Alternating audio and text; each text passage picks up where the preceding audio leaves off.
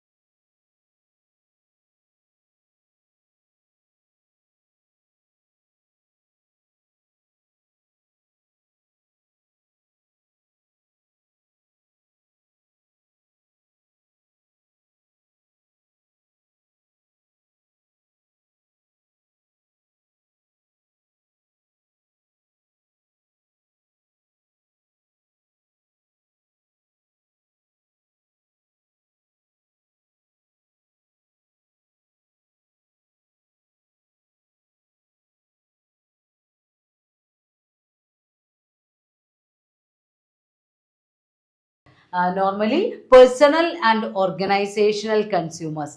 Personal consumers എന്ന് പറയുമ്പോൾ നമ്മളുടെ ഇൻഡിവിജ്വൽസ്, സാധാരണക്കാരായ ആളുകൾ, അവനവൻ്റെ ആവശ്യങ്ങൾക്ക് വേണ്ടി പൈസ കൊടുത്ത് പ്രോഡക്റ്റ് വാങ്ങി ഉപയോഗിക്കുന്ന ഇൻഡിവിജ്വൽ കൺസ്യൂമേഴ്സ് ഉണ്ട്. ദെൻ ഓർഗനൈസേഷണൽ കൺസ്യൂമേഴ്സ് ഉണ്ട്. കഴിഞ്ഞ ചാപ്റ്ററിൽ നമ്മൾ ഡീറ്റെയിൽ ആയി പഠിച്ചതാണ് organisational buyers, reseller market, industrial market എന്നൊക്കെ പറഞ്ഞ് ഡീറ്റെയിൽ ആയി നോക്കിയതാണ്. അപ്പോൾ ഓർഗനൈസേഷണൽ കൺസ്യൂമേഴ്സും ഉണ്ട്, പേഴ്സണൽ കൺസ്യൂമേഴ്സും ഉണ്ട്. അപ്പോൾ നമ്മൾ ഒരു പ്രോഡക്റ്റ് പ്രൊഡ്യൂസ് ചെയ്യാൻ തീരുമാനിക്കുന്ന സമയത്ത് ഏത് കൺസ്യൂമറെ സാറ്റിസ്ഫൈ ചെയ്യാൻ വേണ്ടിയാണ് പ്രോഡക്റ്റ് ഡിസൈൻ ചെയ്യേണ്ടത് അത് തീരുമാനിക്കണം. അതിനനുസരിച്ച് സ്പെസിഫൈ ചെയ്ത് പ്രോഡക്റ്റ് ഡിസൈൻ ചെയ്ത് കസ്റ്റമൈസ് ചെയ്ത് കൊടുക്കണം.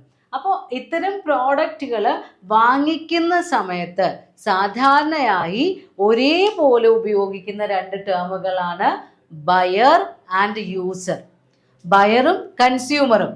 ആക്ച്വലി ഇത് ചില സിറ്റുവേഷനുകളിൽ ബയറും കൺസ്യൂമർ അല്ലെങ്കിൽ യൂസർ ഒരാളായി വരാം, ചില സമയങ്ങളിൽ വ്യത്യാസമായിട്ടും വരാം. ബയർ എന്ന് പറഞ്ഞു കഴിഞ്ഞാൽ the person who purchases or who buys the product by paying price.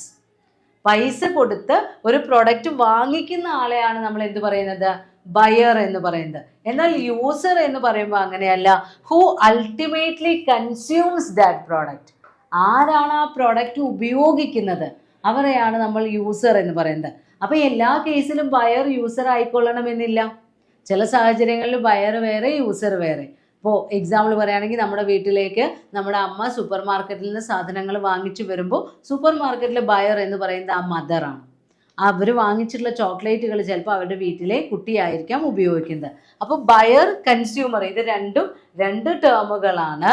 ചില സമയങ്ങളിൽ ബയർ യൂസർ ആവാറുണ്ട്, ചില സമയങ്ങളിൽ ബയർ വേറെ യൂസർ വേറെ.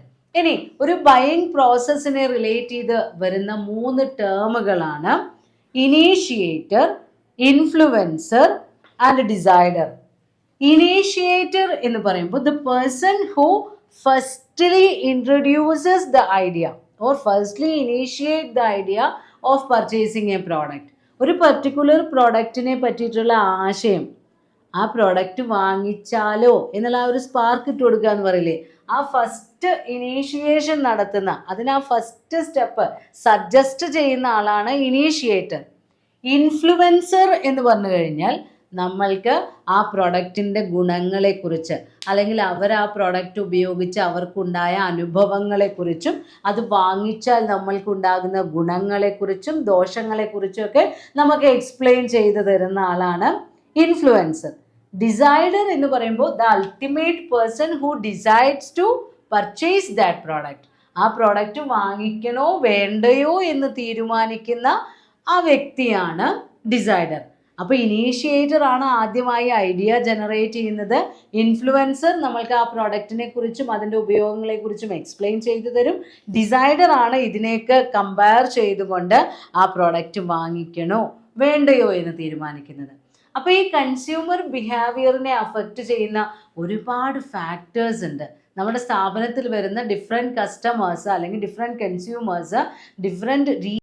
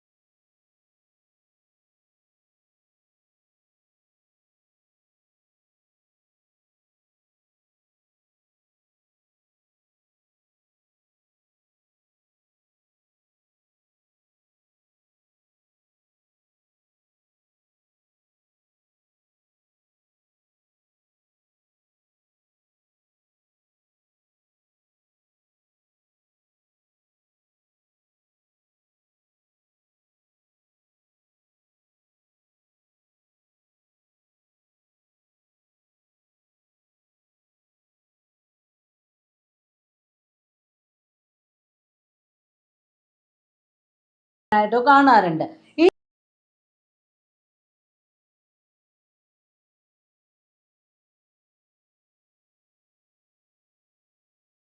Factors affecting consumer behaviour. നമ്മൾ പറഞ്ഞു ഓരോ കസ്റ്റമറും മറ്റൊരു കസ്റ്റമറിൽ നിന്ന് ഡിഫറെൻ്റ് ആണ്. അവരുടെ പർച്ചേസിങ് നീഡ്സ്, അവരുടെ പർച്ചേസിങ് സ്റ്റൈൽ, അവരുടെ ഡിമാൻഡ്, അതിലെല്ലാം ഡിഫറൻസ് ഉണ്ടായിരിക്കും. അപ്പോൾ അതിനെ അഫക്റ്റ് ചെയ്യുന്ന ഫാക്ടേഴ്സ് ഏതൊക്കെയാണ്? First category psychological factors. Psychological factors എന്ന് പറയുമ്പോൾ ഇന്നർ സ്റ്റിമുലൈസ് ആണ്, അല്ലെങ്കിൽ ഇന്നർ ഫാക്ടേഴ്സ് ആണ്. നമ്മൾക്ക് മാനസികപരമായി ഒരാളുടെ പർച്ചേസിങ് ഡിസിഷനെ സ്വാധീനിക്കുന്ന ചില ഘടകങ്ങളുണ്ട്. ഒരു ബൈയിങ് പ്രോസസ്സ് എന്ന് പറയുന്നത് it starts with an identification of an unnecessary or satisfied want. നമ്മൾക്ക് സാധാരണയായി ഒരു ബൈയിങ് ഡിസിഷൻ ഒരു കസ്റ്റമർ എടുക്കണമെങ്കിൽ അതിൻ്റെ സ്റ്റാർട്ടിംഗ് പോയിന്റ് എന്ന് പറയുന്നത് അയാളുടെ അസംതൃപ്തമായ ഒരു ആഗ്രഹമായിരിക്കും, അല്ലെങ്കിൽ ഒരു ആവശ്യമായിരിക്കും. അപ്പോൾ എന്തൊക്കെയാണ് നമ്മളുടെ needs? Human needs are like നമ്മൾ ടൈഡ്സിനെ പോലെയാണെന്ന് പറയും, തിരമാലകളെ പോലെയാണ്. ഒരു ആവശ്യം സാറ്റിസ്ഫൈ ചെയ്യുമ്പോൾ തൊട്ടടുത്ത ആവശ്യം അതിൻ്റെ പിന്നാലെ വന്നുകൊണ്ടിരിക്കുന്നുണ്ടാവും. അപ്പോൾ എബ്രഹാം മാസ്ലോ ഹ്യൂമൻ ബീയിങ്സിൻ്റെ നീഡ്സിനെ അറേഞ്ച് ചെയ്തിട്ടുണ്ട്. ഒരു നീഡ് ഹൈറാർക്കി തിയറി എന്ന് പറയുന്ന ഒരു തിയറിയിലൂടെ ഹ്യൂമൻ ബീയിങ്സിൻ്റെ നീഡ്സിനെ കുറിച്ച് എക്സ്പ്ലെയിൻ ചെയ്തിട്ടുണ്ട്. നിങ്ങൾ ജസ്റ്റ് അത് എന്തൊക്കെയാണ് ആ ഒരു പ്രോസസ്സ്, മനുഷ്യൻ്റെ നീഡ് സാറ്റിസ്ഫാക്ഷൻ്റെ ആ ക്രമം ഒന്ന് മനസ്സിലാക്കി വയ്ക്കാം. ഏറ്റവും ആദ്യമായി ബേസിക് നീഡാണ് ഫിസിക്കൽ നീഡ്. നമ്മൾക്ക് ഭക്ഷണം, വെള്ളം, എയർ, അങ്ങനെ അത്യാവശ്യമായി ജീവിക്കാൻ വേണ്ട ബേസിക് നീഡ്സ്, ബേസിക് ഐറ്റംസ് വേണ്ടതാണ് ഫിസിക്കൽ നീഡ്, ശാരീരികപരമായിട്ടുള്ള ആവശ്യങ്ങൾ. ദെൻ ഫിസിക്കൽ നീഡ്സ് സാറ്റിസ്ഫൈ ചെയ്ത് കഴിഞ്ഞാൽ തൊട്ടടുത്ത നീഡിനുള്ള ആവശ്യം വരും, സേഫ്റ്റി നീഡ്. നമ്മൾക്ക് സുരക്ഷിതമായി താമസിക്കാൻ ഒരു സ്ഥലം, അതായത് need for shelter, security for life, അങ്ങനെയുള്ള നീഡ്സ്. അതായത് ഫിസിക്കൽ നീഡ്സ് സാറ്റിസ്ഫൈ ചെയ്താൽ സേഫ്റ്റി നീഡ്സ് വരുന്നു. സേഫ്റ്റി നീഡ്സ് സാറ്റിസ്ഫൈ ചെയ്യുമ്പോൾ നമുക്ക് സോഷ്യൽ നീഡ്സ് വരാൻ തുടങ്ങും. സോഷ്യൽ നീഡ്സ് വരുമ്പോൾ need for love, affection, need for family, അങ്ങനെ സാമൂഹികമായിട്ട് നമ്മൾക്ക് നല്ലൊരു അന്തരീക്ഷം വേണം എന്നുള്ള ആവശ്യം വരും. അങ്ങനെ ഒരു സോഷ്യൽ നീഡും സാറ്റിസ്ഫൈ ചെയ്യുമ്പോൾ നമുക്ക് കുറച്ചുകൂടെ ഒരു ഹൈ ലെവൽ നീഡ് വരികയാണ് എസ്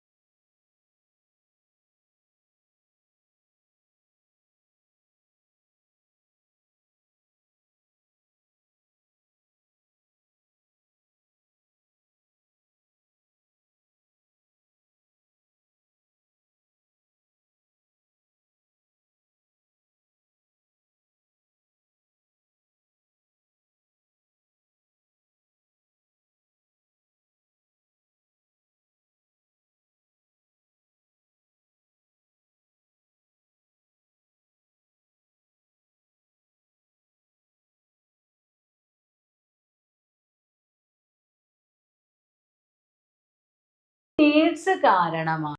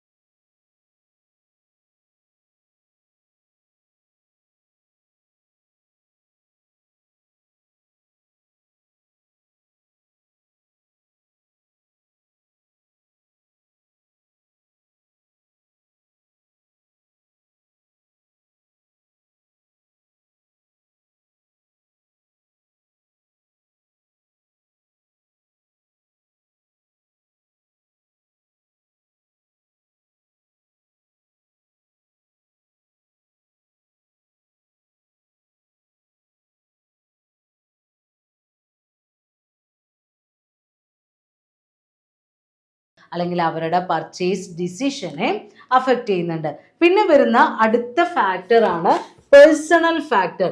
പേഴ്സണൽ ഫാക്ടറിൻ്റെ സബ് പോയിന്റ് ആയിട്ട് വരുന്നത് ഒന്ന് ഡെമോഗ്രാഫിക് ഫാക്ടറാണ്, അതല്ലെങ്കിൽ ലൈഫ് സൈക്കിൾ ഫാക്ടേഴ്സ്.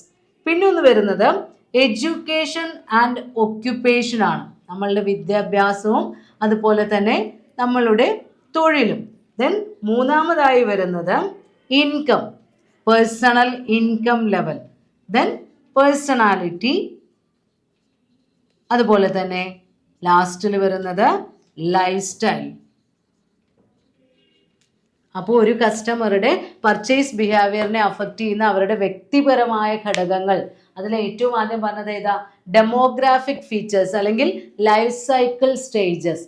ഓരോ പർട്ടിക്കുലർ ഏജിലും നമ്മളുടെ ആവശ്യങ്ങൾ വ്യത്യാസമായിക്കൊണ്ടിരിക്കും. ഇപ്പോൾ ചെറിയ കുട്ടികളാണെങ്കിൽ അവർക്ക് വേണ്ടത് ബേബി ഫുഡ്, ബേബി മെഡിസിൻ, അങ്ങനെയുള്ള സോഫ്റ്റ് ആയിട്ടുള്ള തുണികൾ, അങ്ങനത്തെ ഡിമാൻഡ് ആയിരിക്കും. ദെൻ കുറച്ച് വലുതാവുന്ന സമയത്ത് അവർക്ക് ഡിമാൻഡ് ഫോർ ടോയ്സ് ആയിരിക്കും. കുറച്ചുകൂടി വലുതാവുമ്പോൾ അവർക്ക് ചെറിയ ചെറിയ സൈക്കിള്, അങ്ങനെയുള്ള പ്രോഡക്ട്സ് ആയിരിക്കും. ഒരു ടീനേജ് ലെവലിൽ എത്തുമ്പോൾ ഫാഷൻ പ്രോഡക്ട്സ് അല്ലെങ്കിൽ പുതിയ പുതിയ ടെക്നോളജിക്കൽ പ്രോഡക്റ്റ്, അതിനോടുള്ള അട്രാക്ഷൻ ആയിരിക്കും. ദെൻ അവർ ഒരു കോളേജ് കാലഘട്ടം എത്തുമ്പോൾ ആ സ്റ്റേജിനനുസരിച്ചിട്ടുള്ളത്. ദെൻ ഒരു മിഡിൽ ഏജിൽ എത്തുന്ന സമയത്ത് പ്രോഡക്റ്റിനുള്ള ഡിമാൻഡ് മാറും. ദെൻ വയസ്സായി നമ്മളൊരു ഓൾഡ് ഏജ് സ്റ്റേജിൽ എത്തുമ്പോൾ ഏറ്റവും കംഫർട്ടബിൾ ആയിട്ടുള്ള പ്രോഡക്റ്റ് ആയിരിക്കും നമ്മൾക്ക് ആവശ്യമുള്ളത്. അപ്പോൾ ലൈഫ് സൈക്കിളിലെ ഓരോ സ്റ്റേജസിലും നമ്മൾക്ക് ആവശ്യമുള്ള പ്രോഡക്റ്റിൻ്റെ ഫീച്ചേഴ്സിൽ വ്യത്യാസമുണ്ട്. നമ്മളുടെ ഡിമാൻഡ് അതിനനുസരിച്ച് മാറിക്കൊണ്ടിരിക്കും. അതാണ് ഫസ്റ്റ് പേഴ്സണൽ ഫാക്ടർ, ഡെമോഗ്രാഫിക് ഫീച്ചേഴ്സിൽ വരുന്നത്. Second one education and occupation ആണ്. നമ്മൾ ചെയ്തുകൊണ്ടിരിക്കുന്ന ജോലി, ഇപ്പോൾ ഒരു ടീച്ചർക്ക് ആവശ്യമായി വരുന്ന എക്യുപ്മെൻറ്റ്സ് ആയിരിക്കില്ല ഒരു ഡോക്ടർക്ക് വേണ്ടത്. അപ്പോൾ ഡോക്ടറുടെ പർച്ചേസിങ് ഡിമാൻഡിൽ വ്യത്യാസം ഉണ്ടായിരിക്കും. അതായിരിക്കില്ല ഒരു എൻജിനീയർക്ക് വേണ്ടത്, അതായിരിക്കില്ല ഒരു സാധാരണ വർക്കർക്ക് വേണ്ടത്. അപ്പോൾ നമ്മളുടെ ജോലി, നമ്മൾ പഠിച്ചുകൊണ്ടിരിക്കുന്ന ആ ഒരു കാറ്റഗറി, ഇപ്പോൾ മെഡിക്കൽ സ്റ്റുഡൻസിന് ആവശ്യമായ എക്യുപ്മെൻറ്റ്സ് ആവില്ല ബിടെക് പഠിക്കുന്ന കുട്ടികൾ വാങ്ങിക്കുന്നത്. അപ്പോൾ നമ്മളുടെ വിദ്യാഭ്യാസ നിലവാരവും നമ്മൾ ചെയ്യുന്ന ജോലിയും നമ്മളുടെ പ്രോഡക്ട്സിൻ്റെ ഡിമാൻഡിനെ ആ ഒരു പ്രോഡക്റ്റിൻ്റെ സെലക്ഷനെ ഒക്കെ അഫക്റ്റ് ചെയ്യുന്നുണ്ട്. ഇപ്പം നമ്മളുടെ വിദ്യാഭ്യാസ ലെവൽ എന്ന് പറയുമ്പോൾ നമ്മൾ സെലക്ട് ചെയ്യുന്ന ബുക്കുകൾ, മാഗസീനുകൾ, നമ്മൾ സെലക്ട് ചെയ്യുന്ന ഡിഫറെൻറ്റ് ടൈപ്പ് ഓഫ് പ്രോഡക്റ്റ്, ഇതിലെല്ലാം അതിൻ്റെ സ്വാധീനം ഉണ്ടായിരിക്കും. ദെൻ മൂന്നാമതായി പറയുന്നത് ഇൻകം ആണ്. വ്യക്തിപരമായിട്ടുള്ള ഒരു കാര്യമാണ് അവനവൻ്റെ പേഴ്സണൽ ഇൻകം. ഇൻകം ലെവൽ കൂടുന്നതിനനുസരിച്ച് നമ്മളുടെ ഡിമാൻഡിലും വ്യത്യാസമുണ്ടാവും. നമ്മൾ സെലക്ട് ചെയ്യുന്ന പ്രോഡക്റ്റിൻ്റെ സ്റ്റാൻഡേർഡിൽ വ്യത്യാസം ഉണ്ടാവും. 5000 രൂപ ശമ്പളമുള്ള ഒരാളുടെ ജീവിത രീതി ആയിരിക്കില്ല 50,000 രൂപ ശമ്പളമുള്ള ആളുടെ. അപ്പോൾ അവരുടെ ആ പർച്ചേസിങ് പാറ്റേണിലും അതിൽ വ്യത്യാസം ഉണ്ടാവും. അവരുടെ സ്റ്റാൻഡേർഡ് ഓഫ് ലിവിങ്ങിൽ വ്യത്യാസം ഉണ്ടാവും. അപ്പോൾ അവർ ഡിമാൻഡ് ചെയ്യുന്ന പ്രോഡക്റ്റിൻ്റെ റേഞ്ചിലും അതിനനുസരിച്ചുള്ള വ്യത്യാസം ഉണ്ടായിരിക്കും. അപ്പോൾ income level will effect buying decision. Then പേഴ്സണാലിറ്റിയാണ്, ഓരോ വ്യക്തികളുടെയും പേഴ്സണാലിറ്റി. അപ്പോൾ അവരുടെ പേഴ്സണാലിറ്റി എന്ന് പറയുന്നത് സൈക്കോളജിക്കൽ ട്രേറ്റ്സിൻ്റെ ഒരു സം ടോട്ടലാണ്. അവരുടെ characteristics, motives, habits, attitude, belief, ലൈഫിനോട് അവർക്കുള്ള ഒരു ഔട്ട്ലുക്ക്, ഇതിൻ്റെ എല്ലാം സം ടോട്ടലാണ് ഒരു ഇൻഡിവിജ്വലിൻ്റെ പേഴ്സണാലിറ്റി എന്ന് പറയുന്നത്. അപ്പോൾ ഒരേ ഇൻകം ലെവലുള്ള എല്ലാവരും ഒരേ ടൈപ്പ് പേഴ്സണാലിറ്റി ഉള്ളവരായിരിക്കില്ല. അപ്പോൾ ഈ കൺസ്യൂമർ ബിഹേവിയറിൽ നമ്മളുടെ ഈ പേഴ്സണാലിറ്റി, അതായത് ഇന്നർ സൈക്കോളജിക്കൽ ക്യാരക്ടറിസ്റ്റിക്സ് തന്നെയാണ് ഇതിൽ വരുന്നത്. അപ്പോൾ ആ പേഴ്സണാലിറ്റിക്കും കറക്റ്റായിട്ടുള്ളൊരു ഇൻഫ്ലുവൻസ് ഉണ്ട് അവിടെ നമ്മുടെ ബൈയിങ് ഡിസിഷനെ റിലേറ്റ് ചെയ്തുകൊണ്ട്. അപ്പോൾ ഒരു പ്രോഡക്റ്റ് കാണുമ്പോൾ നമ്മൾക്ക് ആ പ്രോഡക്റ്റിനോടുള്ള ഒരു ആറ്റിറ്റ്യൂഡ്, അത് വാങ്ങണോ വേണ്ടയോ എന്ന് നമ്മൾക്ക് തീരുമാനിക്കാൻ നമ്മളെ സ്വാധീനിക്കുന്നുണ്ട്. ദെൻ ലൈഫ് സ്റ്റൈൽ, നമ്മളുടെ ജീവിത രീതി. ചില ആളുകൾ ഉണ്ടായിരിക്കും എത്ര പൈസ ഉണ്ടായാലും അവർക്കൊരു മിതമായിട്ടുള്ള ഒരു ജീവിത രീതി ഉണ്ടായിരിക്കും. ചില ആളുകൾ കടം വാങ്ങിയിട്ടാണെങ്കിലും ആഡംബരം കാണിക്കുന്ന ആളുകളുണ്ടാവും. അപ്പോൾ ലക്ഷറിയസ് ലൈഫ് സ്റ്റൈൽ ആണെങ്കിൽ അവർക്ക് അങ്ങനെയുള്ളൊരു പർച്ചേസിങ് പാറ്റേൺ ആയിരിക്കും. ഒരു മീഡിയം ലെവലിലുള്ള ലൈഫ് സ്റ്റൈൽ ആണെങ്കിൽ അവരൊരു ഇടത്തരത്തിലുള്ള പ്രോഡക്റ്റുകൾ, എന്നാൽ നല്ല ക്വാളിറ്റിക്ക് അവർ ഇമ്പോർട്ടൻസ് കൊടുക്കുന്നുണ്ടാവും. പക്ഷേ പ്രീമിയം പ്രോഡക്റ്റ്സ് ഒന്നും വാങ്ങിച്ചോളണമെന്നില്ല. ചില ആളുകൾ അങ്ങനെയല്ല, അവരുടെ ആ സ്റ്റാറ്റസ് കോ മെയിൻറ്റെയിൻ ചെയ്യാൻ വേണ്ടി എല്ലാ ടൈപ്പ് പ്രീമിയം പ്രോഡക്റ്റും അത് എത്ര രൂപയുള്ളതായിക്കോട്ടെ അവർ വാങ്ങിക്കും. അപ്പോൾ ഓരോ ലൈഫ് സ്റ്റൈലും ഓരോ വ്യക്തികളുടെ ലൈഫ് സ്റ്റൈലും അവരുടെ ബൈയിങ് ഡിസിഷനെ അഫക്റ്റ് ചെയ്യുന്നുണ്ട്. അപ്പോൾ 2 ഫാക്ടേഴ്സാണ് നമ്മൾ പറഞ്ഞത്, സൈക്കോളജിക്കൽ ഫാക്ടേഴ്സും അതുപോലെ തന്നെ പേഴ്സണൽ ഫാക്ടേഴ്സും. ഈ ഫാക്ടേഴ്സ് എല്ലാം ഒരു ഇൻഡിവിജ്വലിൻ്റെ ബൈയിങ് പ്രോസസ്സിനെ അല്ലെങ്കിൽ ആ ഒരു പെർട്ടിക്കുലർ കൺസ്യൂമറിൻ്റെ ബിഹേവിയറിനെ അഫക്റ്റ് ചെയ്യുന്നുണ്ട്. ഫാക്ടേഴ്സ് അഫക്റ്റിംഗ് ബൈയിങ് പ്രോസസ്സിൽ മൂന്നാമത്തെ കാറ്റഗറിയായി വരുന്നത് സോഷ്യൽ ഫാക്ടേഴ്സാണ്. Then 4 cultural factors. അപ്പോൾ ലൈഫ് സ്റ്റൈൽ വരെയാണ് നമ്മൾ പറഞ്ഞു നിർത്തിയത്. ഒരാളുടെ ലൈഫ് സ്റ്റൈൽ എന്ന് പറയുമ്പോൾ ഓരോ പർട്ടിക്കുലർ സിറ്റുവേഷനിൽ എത്രമാത്രം മണി സ്പെൻഡ് ചെയ്യണം എന്ന് അയാളാണ് തീരുമാനിക്കുന്നത്. അവനവൻ്റെ കയ്യിൽ എത്ര പൈസയുണ്ട് എന്നുള്ളതല്ല, അതിൽ ഓരോ കാര്യങ്ങൾക്കും എത്ര രൂപ, ഓരോ ആക്ടിവിറ്റീസിനും സിറ്റുവേഷൻസിനും അനുസരിച്ച് ഓരോ താല്പര്യങ്ങൾക്ക് വേണ്ടി ചെലവഴിക്കണം എന്ന് തീരുമാനിക്കുന്നത് ഒരു വ്യക്തിയുടെ ലൈഫ് സ്റ്റൈലാണ്. അതുവരെയാണ് നമ്മൾ പറഞ്ഞത് പേഴ്സണൽ ഫാക്ടേഴ്സിൽ. Then next category social factors ആണ്. It include reference group, family, roles, status and opinion leaders. അതിൽ ഫസ്റ്റ് വരുന്ന പോയിന്റ് ആണ് reference group. Reference group normally indicate the people around us who affect our buying decision. നമ്മൾക്ക് ചുറ്റുപാടുമുള്ള ആളുകൾ, അവർ നമ്മുടെ buying പാറ്റേണിനെ affect ചെയ്യും. നമ്മൾ ഏത് ഗ്രൂപ്പിലാണോ ഉള്ളത് ആ ഗ്രൂപ്പിൻ്റെ ഒരു പർച്ചേസിങ് പാറ്റേൺ നമ്മളുടെ സ്വഭാവത്തെയും സ്വാധീനിക്കും.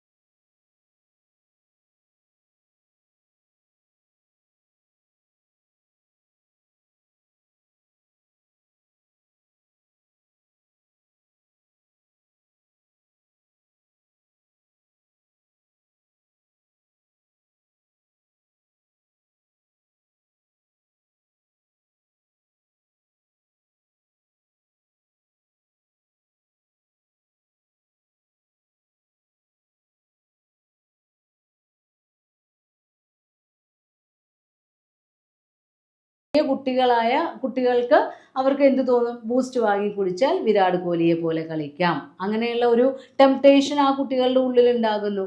അപ്പോൾ അങ്ങനെയുള്ള ഇൻഡയറക്റ്റ് ആയിട്ടുള്ള അവരെ കണ്ടിട്ട് പോലും ഉണ്ടാവില്ല. അതേപോലെ തന്നെ ഇപ്പോൾ ജ്വല്ലറികളുടെ പരസ്യമാണെങ്കിലും നമ്മളുടെ വീട്ടിലെ അടുക്കളകളിൽ ഉപയോഗിക്കുന്ന കറി മസാല പൊടികളുടെ പരസ്യമാണെങ്കിലും സിനിമാ സ്റ്റാറുകളോ അല്ലെങ്കിൽ ഫേമസ് ആയ ആളുകളോ അതിനെക്കുറിച്ച് അഭിപ്രായങ്ങൾ പറയുമ്പോൾ അത് നമ്മളുടെ പർച്ചേസിങ് പാറ്റേണിനെ സ്വാധീനിക്കാറുണ്ട്. അതാണ് ഇൻഡയറക്റ്റ് റെഫറൻസ് ഗ്രൂപ്പ്. അവരുമായി നമുക്ക് ഡയറക്റ്റ് കോണ്ടാക്റ്റ് ഒന്നുമില്ല, പക്ഷേ അവരുടെ റെഫറൻസ്, അവർ നൽകുന്ന റെഫറൻസുകൾ നമ്മളുടെ പർച്ചേസ് ഡിസിഷനെ അഫക്റ്റ് ചെയ്യുന്നു. അപ്പോൾ ഡയറക്റ്റ് റെഫറൻസ് ഗ്രൂപ്പും ഇൻഡയറക്റ്റ് റെഫറൻസ് ഗ്രൂപ്പും നമ്മളുടെ പർച്ചേസ് പ്രോസസ്സിനെ അഫക്റ്റ് ചെയ്യുന്നുണ്ട്.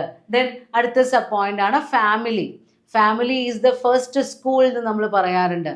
നമ്മളുടെ ജീവിതത്തിലെ ഓരോ കാര്യങ്ങളുടെയും ആദ്യ പാഠങ്ങൾ നമ്മൾ പഠിക്കുന്നത് ഫാമിലിയിൽ നിന്നാണ്. അപ്പോൾ ആ ഫാമിലിയിലെ പാരൻസിൻ്റെ ലൈഫ് സ്റ്റൈല്, അവരെ പ്രോഡക്ട്സ് വാങ്ങിക്കുന്ന രീതികൾ, അവരെ ഓരോ സിറ്റുവേഷൻസും എങ്ങനെയാണ് മീറ്റ് ചെയ്യുന്നത്. ഇപ്പോൾ ഫെസ്റ്റിവൽ സിറ്റുവേഷൻ വന്നു കഴിഞ്ഞാൽ എത്രമാത്രം പൈസ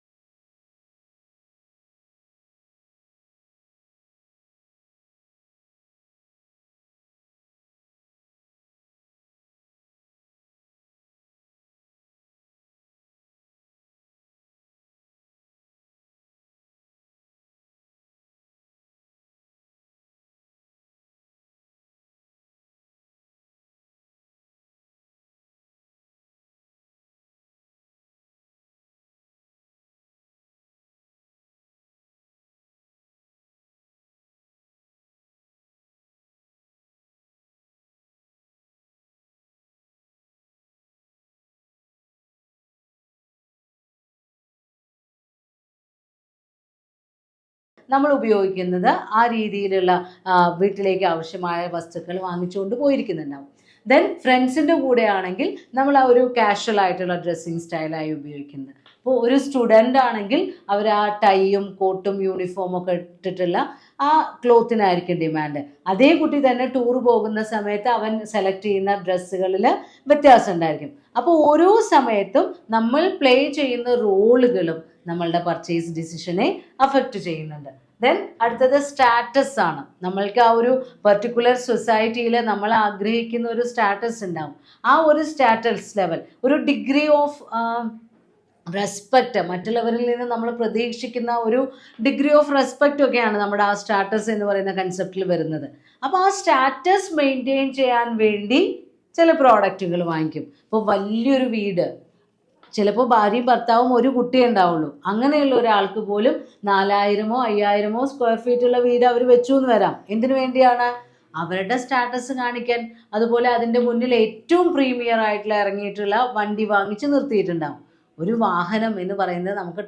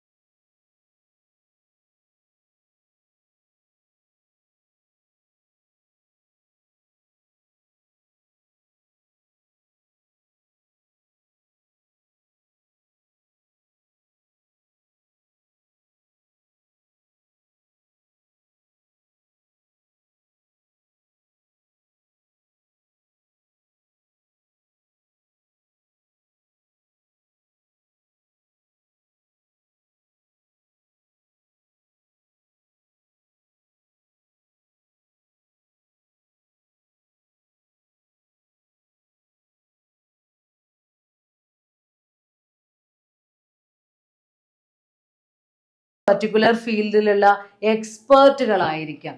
അവരുടെ എക്സ്പീരിയൻസും അവർക്ക് ആ പ്രോഡക്റ്റിൽ ഡീൽ ചെയ്തിട്ടുള്ള ആ ഒരു അതിനെക്കുറിച്ചിട്ടുള്ള അറിവും അവരുടെ നോളജ് അതിനെയൊക്കെ അടിസ്ഥാനമാക്കിയാണ് നമ്മൾ അവരുടെ ഒപ്പീനിയൻ റിസീവ് ചെയ്യുന്നത്. അപ്പോൾ ഒപ്പീനിയൻ നൽകുന്ന ആളാണ് ഒപ്പീനിയൻ ലീഡർ. ആരാണോ അവരുടെ അഭിപ്രായം സ്വീകരിക്കുന്നത് അവരാണ് ഒപ്പീനിയൻ റിസീവർ. അപ്പോൾ ഒപ്പീനിയൻ ലീഡേഴ്സും ഒരു കൺസ്യൂമറിൻ്റെ പർച്ചേസ് ബിഹേവിയറിനെ അഫക്റ്റ് ചെയ്യുന്നുണ്ട്. ഈ 5 ഫാക്ടേഴ്സാണ് സോഷ്യൽ ഫാക്ടേഴ്സിൽ വരുന്നത്, സാമൂഹ്യപരമായ ഘടകങ്ങൾ. ദെൻ അടുത്ത കാറ്റഗറിയാണ് സാംസ്കാരികപരമായിട്ടുള്ള ഘടകങ്ങൾ അല്ലെങ്കിൽ കൾച്ചറൽ ഫാക്ടേഴ്സ്. അതിൽ 3 സബ് പോയിന്റ് ആണ് വരുന്നത്: culture, sub culture, social class. Culture എന്ന് പറഞ്ഞു കഴിഞ്ഞാൽ ഒരു വ്യക്തി ഫോളോ ചെയ്യുന്ന സംസ്കാരം. It include language, knowledge, religion, custom, tradition, music, art etcetera. നമ്മൾ വാല്യൂ എഡ്യൂക്കേഷനിലൊക്കെ നിങ്ങൾ ഫസ്റ്റ് ഇയറിൽ ഡീറ്റെയിൽ ആയി പഠിക്കുന്നതാണ്. കൺസ്യൂമർ ബിഹേവിയർ നമ്മൾ ഓവർവ്യൂ ഓഫ് റീറ്റെയിലിങ്ങിൽ പഠിക്കുന്നുണ്ട്. ഈ കൾച്ചർ എന്ന് പറയുന്നത് ഒരു ചാപ്റ്റർ ആയിട്ട് തന്നെ നിങ്ങൾ വാല്യൂ എഡ്യൂക്കേഷനിൽ പഠിക്കുന്നുണ്ട്. അപ്പോൾ ഒരു വ്യക്തിയുടെ സംസ്കാരം എന്ന് പറയുന്നത് ആ വ്യക്തി ഫോളോ ചെയ്യുന്ന അവരുടെ ആ ഒരു മതം, അവരുടെ ഭാഷ, അവർക്കുള്ള അറിവ്, അവരുടെ ഇഷ്ടപ്പെടുന്ന സംഗീതങ്ങൾ, അവരുടെ പാരമ്പര്യം, അവർ തുടർച്ചയായി ഫോളോ ചെയ്തുകൊണ്ടിരിക്കുന്ന വർക്ക് പാറ്റേൺ എല്ലാം അതിൽ വരും. ആർട്ട്, അതുപോലെ അവരുടെ ലൈഫ് സ്റ്റൈല്, അവരുപയോഗിക്കുന്ന ടെക്നോളജി, ഇതൊക്കെ അതിൽ ഭാഗമായിട്ട് വരുന്നുണ്ട്. അപ്പോൾ കൾച്ചർ എന്ന് പറയുമ്പോൾ ആ കൾച്ചറിൽ അവർ ഫോളോ ചെയ്യുന്ന ബിലീഫ്, വാല്യൂസ്, കസ്റ്റംസ്, അവരുടെ വിശ്വാസങ്ങൾ, മൂല്യങ്ങൾ, അവർ ഫോളോ ചെയ്യുന്ന പരമ്പരാഗത രീതികൾ, ഇതെല്ലാം അവരുടെ പർച്ചേസ് പാറ്റേണിനെ അഫക്റ്റ് ചെയ്യും. ഇപ്പോൾ റിലീജിയനെ ബേസ് ചെയ്ത് പറയുകയാണെങ്കിൽ ഹിന്ദുക്കൾ വാങ്ങിക്കുന്ന രീതിയിലുള്ള ഡിവോഷണൽ പ്രോഡക്ട്സ് ആയിരിക്കില്ല മുസ്ലിംസ് വാങ്ങിക്കുന്നത്, അവർ വാങ്ങിക്കുന്ന പോലെയുള്ളതായിരിക്കില്ല ക്രിസ്ത്യൻസ് വാങ്ങിക്കുന്നത്. അപ്പോൾ റിലീജിയൻ അഫക്റ്റ് ചെയ്യുന്നു. ദെൻ കൾച്ചറിൻ്റെ തന്നെ ഉപവിഭാഗമായിട്ട് വരുന്നതാണ് സബ് കൾച്ചർ. ഇപ്പോൾ ഹിന്ദുസ് എന്ന് പറയുന്ന ആ ഒരു മെയിൻ കാറ്റഗറിയിൽ തന്നെ ഒരുപാട് സബ് ഡിവിഷൻസ് വരുന്നുണ്ട്. ബ്രാഹ്മൺ,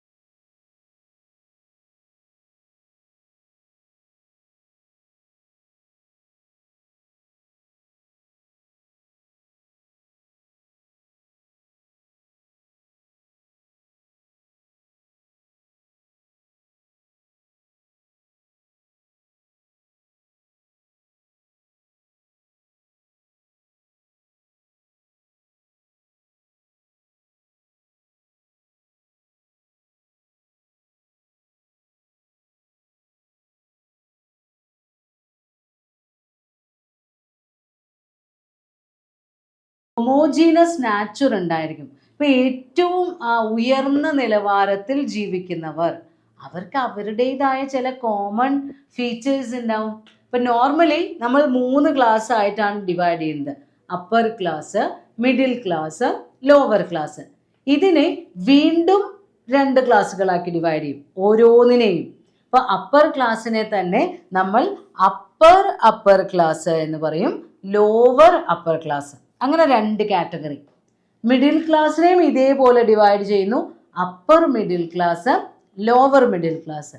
അതേപോലെ ലോവർ ക്ലാസ്സിനെയും upper lower class, lower class. അങ്ങനെ 6 ക്ലാസ്സുകളായാണ് മൊത്തം സോഷ്യൽ ക്ലാസ്സിനെ നമ്മൾ ക്ലാസിഫൈ ചെയ്യുന്നത്. അതിന് ഓരോന്നിൻ്റെയും ഡിസ്റ്റിങ്വിഷിങ് ക്യാരക്ടറിസ്റ്റിക്സ് എന്ന് പറയുന്നത്, ഏറ്റവും ടോപ്പിലുള്ള അപ്പർ ക്ലാസ് എന്ന് പറയുന്നത് എലൈറ്റ് ഓഫ് സൊസൈറ്റി എന്നാണ് നമ്മൾ പറയുന്നത്. സമൂഹത്തിലെ ഏറ്റവും ഉന്നത നിലവാരത്തിൽ കഴിയുന്നവർ, അരിസ്റ്റോക്രാറ്റ്സ് ആണ് അവർ.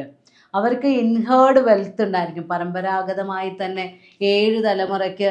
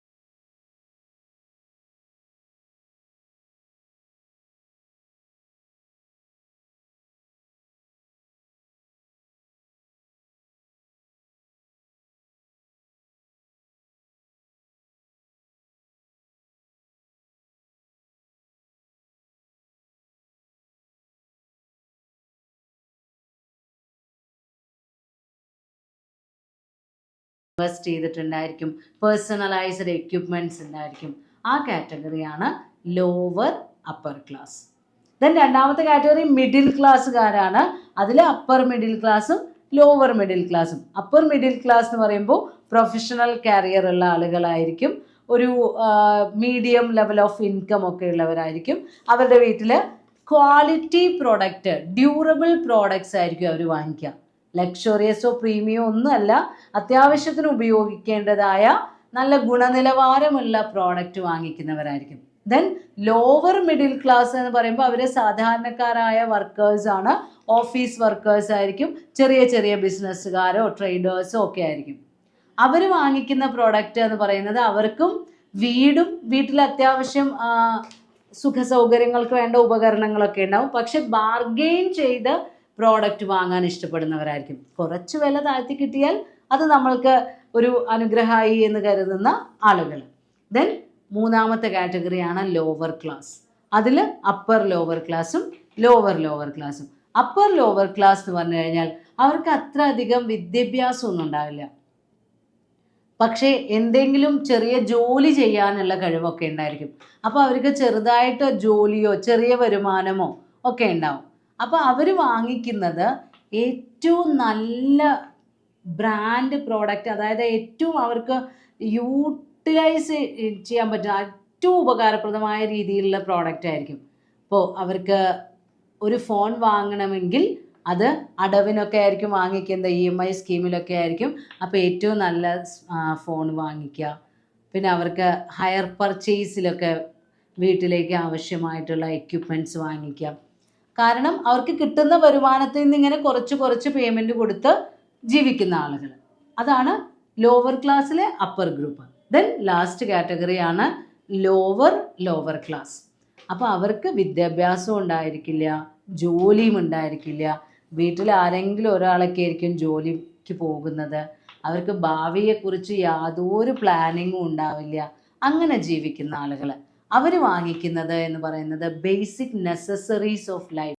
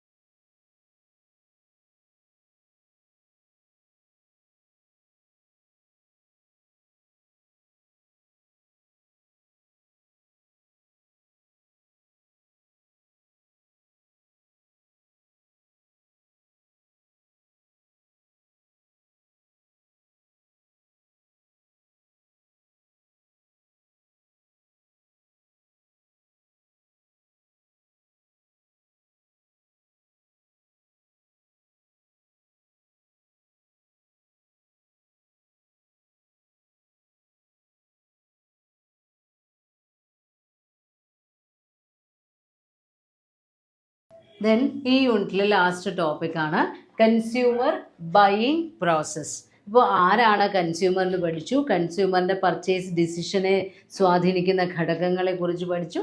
ഇനി ലാസ്റ്റിൽ what are the stages of A purchase decision, ഒരു പ്രോഡക്റ്റ് വാങ്ങണോ വേണ്ടയോ എന്ന് നമ്മൾ തീരുമാനിക്കുന്ന ആ ഒരു പർട്ടിക്കുലർ പ്രോസസ്സിൽ ഏതൊക്കെ ഘട്ടങ്ങളിലൂടെയാണ് നമ്മൾ കടന്നു പോകുന്നത്. ആക്ച്വലി നമ്മളിതിങ്ങനെ ഡീറ്റെയിൽ ആയി ആലോചിക്കൊന്നുമില്ല, പക്ഷേ ഓരോ പ്രോഡക്റ്റ്, ഇപ്പോൾ ഒരു പേന വാങ്ങുകയാണെങ്കിലും നമ്മൾ ഈ സ്റ്റേജസിലൂടെയൊക്കെ കടന്നു പോകുന്നുണ്ട്. ഈ ബയർ ഡിസിഷൻ മേക്കിംഗ് പ്രോസസ്സിൽ ഏറ്റവും ആദ്യത്തെ സ്റ്റെപ്പ് എന്ന് പറയുന്നത് പ്രോബ്ലം റെക്കഗ്നീഷൻ ആണ്. Which is the need remaining unsatisfied, നമ്മളുടെ ഏത് ആവശ്യമാണ് അൺസാറ്റിസ്ഫൈഡ് ആയി നിലനിൽക്കുന്നത് എന്ന് മനസ്സിലാക്കാം. ഇപ്പോൾ നമ്മൾ കോളേജിലേക്ക് പോവുകയാണ്, പഠിക്കാൻ പോകുന്ന ഒരു സ്റ്റുഡൻ്റ് ആണെങ്കിൽ രാവിലെ പോകുമ്പോൾ ബാഗിൽ ബുക്കും പേനയും ഒക്കെ എടുത്തു വയ്ക്കുമ്പോൾ പേനയിലെ മഷി തീർന്നിട്ടുണ്ട്, അപ്പോൾ പേന ഇല്ല. അപ്പോൾ എഴുതാൻ നമ്മൾക്കൊരു പേന വേണം, നമ്മളത് ഐഡൻറ്റിഫൈ ചെയ്യുന്നു. ഫസ്റ്റ് സ്റ്റെപ്പായിട്ട് പ്രോബ്ലം ഐഡൻറ്റിഫിക്കേഷൻ. ഏത് പ്രോഡക്റ്റ് വേണം, എന്താണ് നമ്മളുടെ ആവശ്യം, നമ്മൾക്ക് എഴുതണം.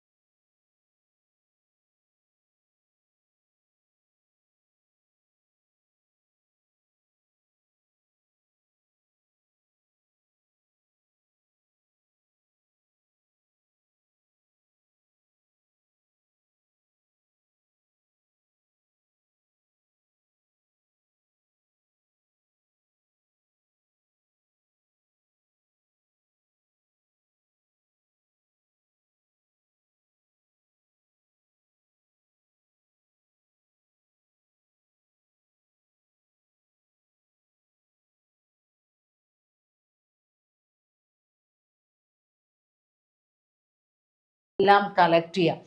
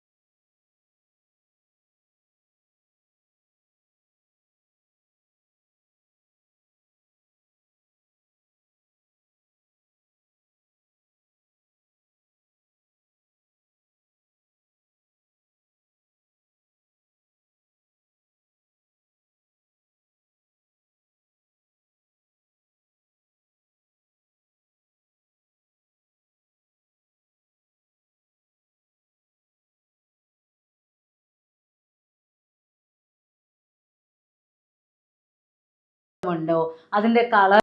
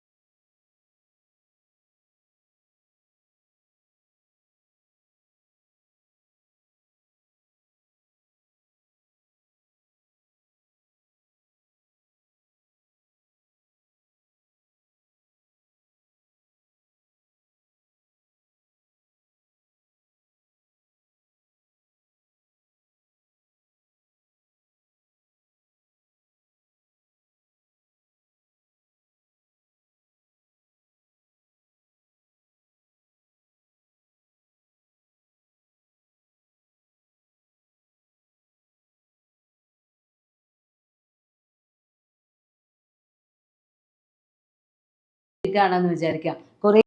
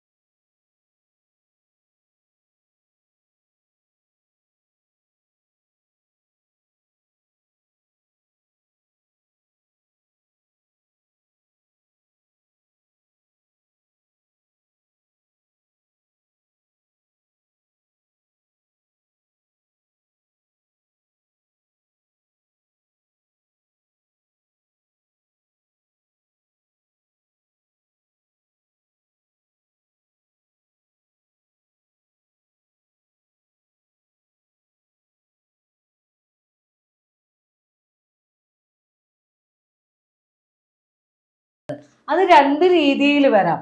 പോസിറ്റീവും വരാം, അതേപോലെ തന്നെ നെഗറ്റീവും വരാം. രണ്ട് രീതിയിൽ റിയാക്ഷൻസ്. ഇപ്പൊ നമ്മളുടെ എക്സ്പെക്റ്റേഷൻസിനനുസരിച്ച് എല്ലാ ആട്രിബ്യൂട്ട്സും ആ പ്രോഡക്റ്റിന് ഉണ്ടെങ്കിൽ നമ്മളുടെ ഇത് പോസിറ്റീവ് റിയാക്ഷൻ ആയിരിക്കും. നമ്മൾ വിചാരിച്ചതുപോലെ തന്നെയാണ്, അതിൽ കൂടുതൽ ക്വാളിറ്റീസ് നമ്മൾക്ക് ആ പ്രോഡക്റ്റിൽ നിന്ന് ലഭിച്ചു എന്ന് വിചാരിക്കാം. ആ കസ്റ്റമർ എന്തായിരിക്കും? സാറ്റിസ്ഫൈഡ് ആയിരിക്കും. ആ പ്രോഡക്റ്റ് യൂസ് ചെയ്ത് അല്ലെങ്കിൽ ആ പ്രോഡക്റ്റിൻ്റെ ക്വാളിറ്റീസിനെ കുറിച്ച് നല്ല സാറ്റിസ്ഫാക്ഷൻ കിട്ടിയാൽ അദ്ദേഹം ആ പ്രോഡക്റ്റിനെ കുറിച്ച് അവരുടെ ഫ്രണ്ട്സിനോടും ഫാമിലിയോടും മറ്റുള്ളവരോടും ഒക്കെ പോസിറ്റീവ് റെസ്പോൺസ് അറിയിക്കും. അപ്പോൾ ആ പ്രോഡക്റ്റിനൊരു മൗത്ത് പബ്ലിസിറ്റിയാണ് വരുന്നത്. ദെൻ തിരിച്ചു വരാം, ആ പ്രോഡക്റ്റ് ലെസർ സാറ്റിസ്ഫാക്ടറി ലെവലാണെങ്കിൽ നമ്മൾ ആ പൈസ കൊടുത്ത് വാങ്ങിച്ച അത്രയൊന്നും ഗുണം ആ പ്രോഡക്റ്റിന് ഇല്ലെങ്കിൽ നമ്മൾ എന്ത് പറയും? പിന്നീട് അതേപോലെയുള്ള ഒരു പ്രോഡക്റ്റ് നമ്മുടെ കൂടെയുള്ള ഫ്രണ്ട്സോ റിലേറ്റീവ്സോ വാങ്ങാൻ പോകുന്ന സമയത്ത് നമ്മൾ പറയും അത് വാങ്ങിക്കണ്ട കേട്ടോ, അത് ആ വിലക്കുള്ള അത്രയും ഗുണമൊന്നും അതിനില്ല എന്ന് നെഗറ്റീവായ രീതിയിൽ നമ്മൾ റെസ്പോൺസ് കൊടുക്കും. കോഗ്നിറ്റീവ് ഡിസോണൻസ് എന്നൊക്കെയാണ് നമ്മൾ അതിനെ പറയാറുള്ളത്. അപ്പോൾ പോസ്റ്റ് പർച്ചേസ് ബിഹേവിയർ എന്ന് പറയുമ്പോൾ ഒരു പ്രോഡക്റ്റ് ഒരു കൺസ്യൂമർ പർച്ചേസ് ചെയ്ത് ഉപയോഗിച്ചതിന് ശേഷം ആ പ്രോഡക്റ്റിൻ്റെ യൂട്ടിലിറ്റി എക്സ്പെക്റ്റേഷൻസിനേക്കാൾ കൂടുതലാണെങ്കിൽ പോസിറ്റീവ് റിയാക്ഷൻസ് വരും. യൂട്ടിലിറ്റി എക്സ്പെക്റ്റേഷനേക്കാൾ കുറവാണെങ്കിൽ നെഗറ്റീവ് റിയാക്ഷൻസ് വരും. രണ്ടാണെങ്കിലും നമ്മളുടെ കമ്പനിയുടെ ഫ്യൂച്ചറിനെ ബാധിക്കുന്നതാണ്. അതുകൊണ്ട് തന്നെ മോഡേൺ മാർക്കറ്റിങ്ങിൽ ഏറ്റവും കൂടുതൽ ഇമ്പോർട്ടൻസ് കൊടുക്കുന്നത് ലോയൽ കസ്റ്റമേഴ്സിനെ മെയിൻറ്റെയിൻ ചെയ്യാൻ വേണ്ടിയാണ്. നല്ല നമ്മുടെ ബ്രാൻഡിന് വിശ്വസ്തരായ കസ്റ്റമേഴ്സ് വേണം. റെഗുലറായി നമ്മുടെ പ്രോഡക്റ്റ് വാങ്ങി ഉപയോഗിക്കുന്നവരായിരിക്കണം. അവരിലൂടെ നമ്മൾക്ക് പുതിയ പുതിയ കസ്റ്റമേഴ്സിനെ അക്വയർ ചെയ്യാൻ കഴിയണം. അതിനുവേണ്ടി മാക്സിമം സർവീസുകൾ ഓരോ കമ്പനികളും ഇപ്പോൾ കൺസ്യൂമേഴ്സിന് നൽകാറുണ്ട്. അപ്പോൾ ഈ യൂണിറ്റ് 4 നമ്മൾ നോക്കിയത് കൺസ്യൂമർ ബിഹേവിയർ ആണ്. കൺസ്യൂമർ എന്താ, ബയർ എന്താ, അവർ ഒരു പ്രോഡക്റ്റ് പർച്ചേസ് ചെയ്യുന്ന സമയത്ത് അവരെ സ്വാധീനിക്കുന്ന ഫാക്ടേഴ്സ് എന്തൊക്കെയാണ്,